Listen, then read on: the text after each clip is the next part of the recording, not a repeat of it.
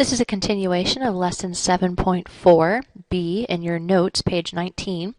So to remind ourselves about what we were looking at earlier was converting between exponents and radicals. So remember that we have x m over n could be written as the nth root of x raised to the m power, or the nth root of x parentheses raised to the m power. And these two ways are both valid, but two different ways. And so we're going to look at both those ways today as we simplify expressions with numbers in them. We're going to try the first way here for this one. So go ahead and put a little 1. Put a squiggle line to save yourself some space.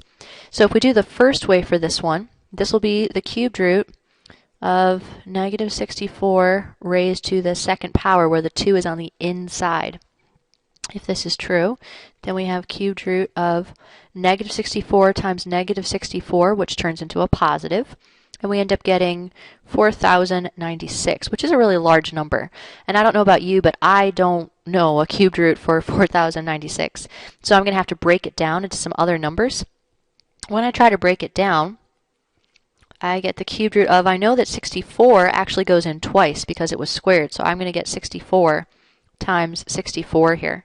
And this will help me because I know that the cubed root of 64 is just 4, and the cubed root of 64 is just 4. So I end up getting 4 times 4, or 16, as my answer.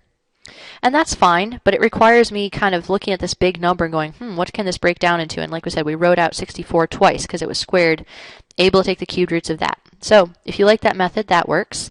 The second method that works for this one is that instead of having the squared on the inside, we have the cubed root of negative 64, but the squared is in parentheses outside, and we leave the squared here for just a second, and we say, okay, what about this inside piece? What does this equal? And we know that the cubed root of 64 is 4, and it's okay that it's a negative. Remember, cubed roots can have negatives, so it's negative 4.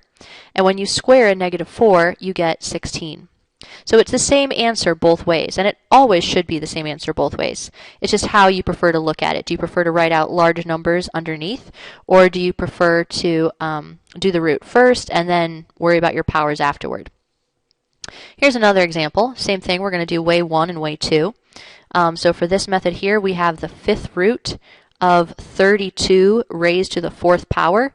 Again, that's going to be a huge number, so instead of doing that, I'm going to just write out 32 4 times instead of actually multiplying all those out. And then hopefully try to find something. I might have to break these down even smaller, I'm not sure yet, but I'm looking for a fifth root, which means I need perfect fifth numbers. So let's take a moment up here. Probably we can get 2's out of this. So I know that 2 times 2 is going to be 4. I know that 2 times 2 times 2 will be 8. I know that 2 times 2 times 2 times 2 will be 16. So 2 to the fifth will be 32. This is a fifth root. This is 32. That means this is a perfect fifth number. So I could actually take this number out as a 2 and this one out as a 2 and just multiply all these.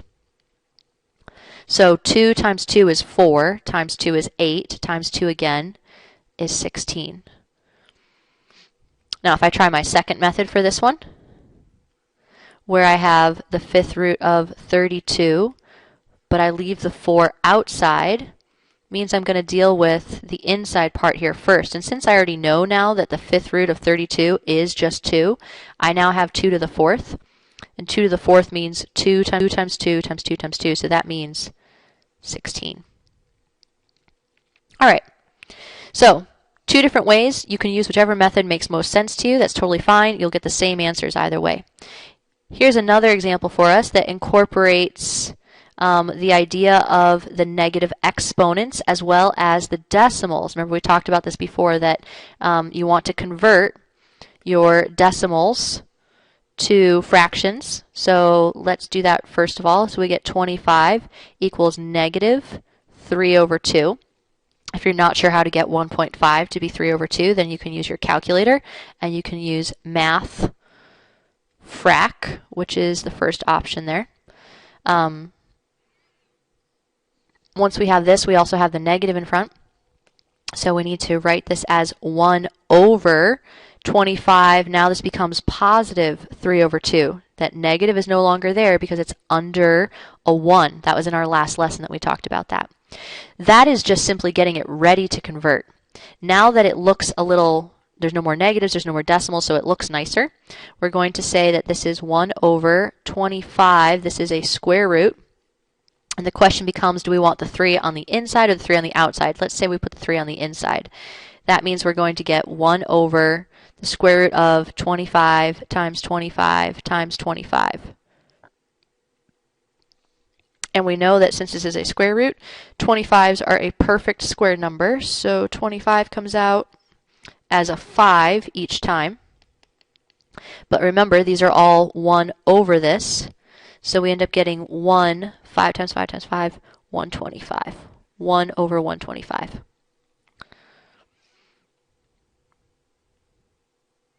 Here's some more examples that look at the same thing, but this time we incorporate some variables. Remember that when we talked about our exponent rules yesterday, that when you have an exponent outside here like this, that we need to distribute it to both pieces. So when you have something like this is really like saying 8 raised to the negative 1/3 power times x 15 times negative 1/3. So deal with the exponents first, distribute, and then we'll simplify exponents before we convert. So this becomes, let's just leave, it's just negative 1/3, but x 15 times negative 1/3 will be a negative 5, and now we're ready to start dealing with the different pieces. There's negatives for both of these, so that means we're going to have 1 over 8 to the 1/3, and this will be x to the positive 5th. Notice they both change because we flipped them. The signs change. X to the 5th is already simplified. There's no square root needed because it's not a fraction. It's just a normal exponent. This guy's going to need a conversion here. So we will say 1 over cubed root of 8 times x to the 5th. Notice it's only the 8 that gets the cubed root because that's the only piece it's connected to.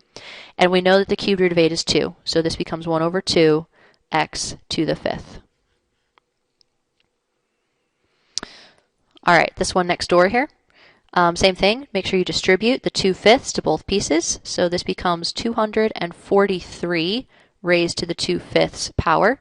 And this becomes a negative 10 times 2/5. So we get 243 raised to the 2/5 power. And a, let's see, it's going to be negative. 10 times 2 is 20. 20 divided by 5 is 4. So a to the negative 4th. So this one here does not have a negative, so it's going to stay positive, 243 to the 2/5, but a to the negative 4th will now drop down to the bottom here. This is already simplified because it's just a normal exponent. This one we need to take care of with a root. So this is going to be the 5th root of 243. I'm going to put the parentheses and leave that squared on the outside, a to the 4th. Now, I'm not sure what numbers might fit into here, so I'm just going to start thinking through numbers in my head, and obviously 1 to the 5th is pointless. 2 to the 5th, we could use our calculator, but we already saw earlier that's 32. 3 to the 5th, pull out a calculator for this one, and it turns out that 3 to the 5th is, in fact, 243, using our calculator. So the 5th root of this will just be 3.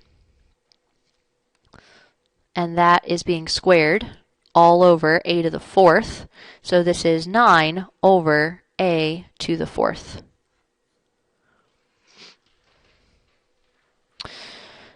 Another example over here where we have 2 different variables. We'll distribute this exponent. So we end up getting x 1/2 times negative 6. And then y negative 2/3 times negative 6.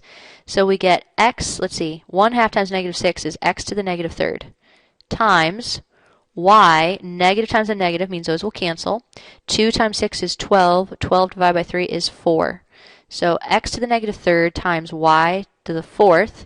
The y stays up top because it's positive, and the x slips down to the bottom where it also becomes a positive 3 for the exponent.